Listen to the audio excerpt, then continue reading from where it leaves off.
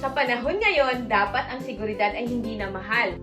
Kaya ngayon ipakikilala ko sa inyo ang Mercusys MC210, isang smart home camera na abot kaya pero punong-puno ng features. May crystal clear video quality para sa malinaw na monitoring.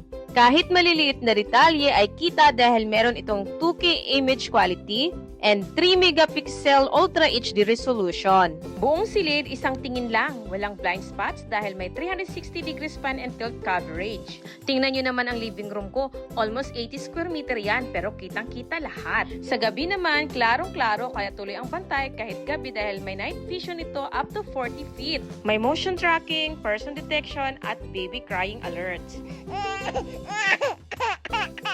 Real-time din ang notifications nito para sa mabilis na aksyon. Meron din itong built-in mic at speaker kaya pwede ka makipag-usap sa pamilya o alagang hayop kahit nasa malayo ka. Ay, Miko! Bait lang ikaw dyan ha! Huwag ikaw likot-likot!